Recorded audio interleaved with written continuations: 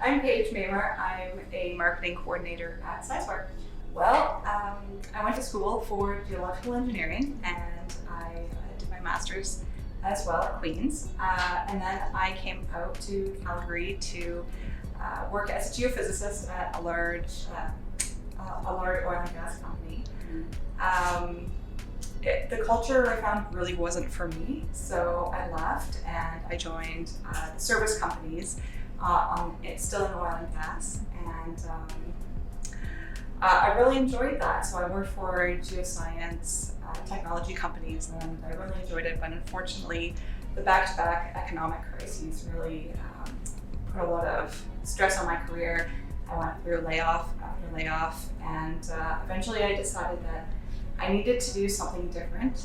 So I did a lot of soul searching, worked with coaches, I worked with mentors, worked with SheGeek, and eventually landed on marketing. Well, the first thing I did was I worked with a friend that was a career coach, and she had transitioned from geoscience as well. So she really understood my journey, and I really had to go through a mourning period and just let go of my old career and just really take stock of what my skills were and what I really enjoyed, not just what I was good at, but also what I enjoyed. And that really brought me to marketing. And from there, I just started reaching out to people and learning more about it. I did do a lot of the online career type tests I would be compatible with career-wise. And a lot of the same sort of things would pop up. But marketing was one that sounded a little bit different and a little bit interesting. And the more I learned about it, the more I learned that it was really compatible with my skill sets. There's a lot of analytics that come into play, a lot of strategy, and that's something I really loved throughout my career and something that I can apply in a new light.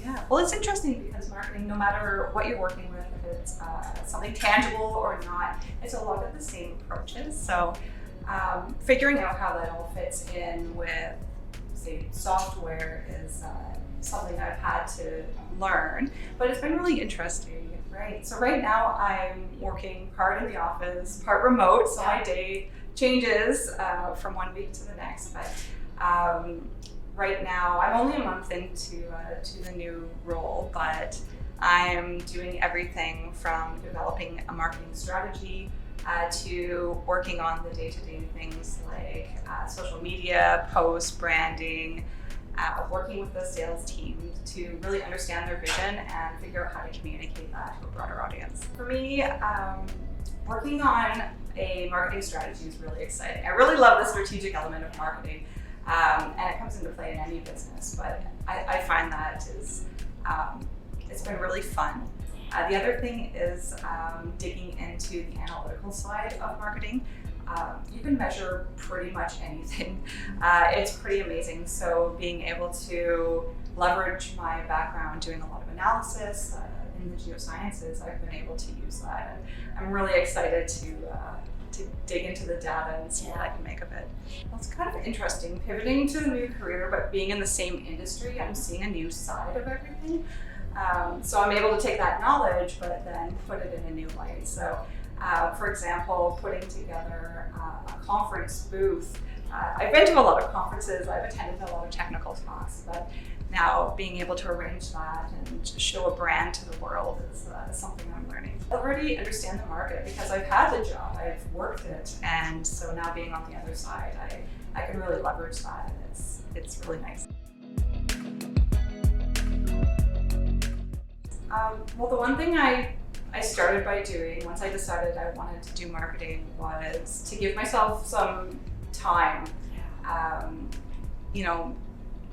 It's easy to say I want to change careers right now, but it's actually really hard to do. So I gave myself a 2-year time frame to build a network, to get the credentials that I needed, and get into a new career. And it happened faster than I expected.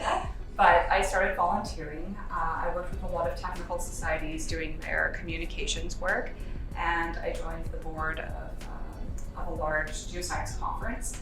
And so that really got me some hands-on experience. And then I also wanted the credentials, because when you apply to a job and people see geophysicist and you're applying to a marketing position, it can look a little strange. And so I really wanted the credentials to back me up. And so I spent 6 months doing an extension certificate in marketing and strategic communications at NYU.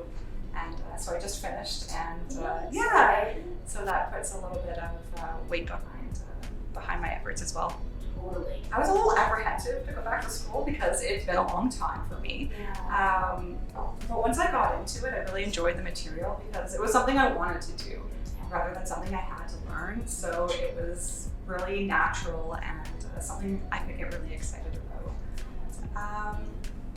I really enjoyed a lot of the content marketing courses. And I also enjoyed the brand strategy courses, taking a brand beyond just a logo or the really recognizable stuff into more of an essence of what is a company.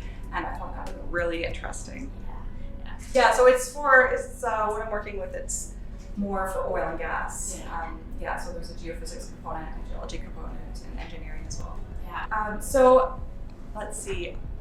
Marketing is very strategic, and there's a lot of things to measure. So having a very quantitative background really helped, and having worked in business development and learning the strategy side of things really transitioned well into marketing. And my current job is also still within the geoscience field. So I was able to pivot my career, within the same space, but just a different job function. And then I just work to get the experience and the credentials to support the new career path. I find that working in the tech space, people are unabashedly nerdy. People just love being nerds, and and it's great. Otherwise, I don't know. Well, I was very choosy when I moved into the new role, and so the company that I'm with has a really wonderful culture. The first thing they do is they put everyone through a crucial conversations course so that they can resolve conflict and things don't pile up. And so the team works really effectively together, and there's a big sense of pride, people have a lot of enjoyment in their work, and it really shows through. And so it's just a really fun company to work for. Being in marketing, you want to market to your target audience, right? And so I just had to find the right fit for me, and my people. I had to find my people. And so I had actually come off a really terrible job interview. It didn't go well. It didn't seem like a good culture. And then I was scrolling through LinkedIn and I saw a posting for my current company, and I knew that was just the perfect fit because I knew the business. I had used the software, and it was meant to be. You have to be brave. Networking and making a new network can be really scary, especially if you are moving into a space that you're not used to. And one thing I did was I just reached out to people who had cool job titles, and I asked them just if they would give me 15 minutes out of their day and just tell me about their jobs. And because it was the pandemic and everything was virtual, most people could accommodate that. And so I was able to learn a lot that way. I met Teresa that way and Chic Geek. And so just by reaching out to strangers and having conversations with people, it just opened doors, and I was able to broaden my network that way. So just being brave. The worst that can happen is that people say no, or they just don't answer you. Well, some advice that I got from mentors that was really helpful was how to reframe my previous career so that I could apply it to my next career. And so taking something complicated like geophysics and breaking it down to its elements and reframing it as, say, data analytics really can help you communicate what you do, and without that barrier of people just not understanding or just writing you off. So that was really great advice for me. Well, I have a lot of people reach out to me to connect as well, and one pitfall that people tend to make is not have a purpose behind their message. So they might reach out and maybe you meet, but they don't have anything prepared. So you really need to go in with the intent to get something out of that conversation and have some pre-prepared questions ready to go.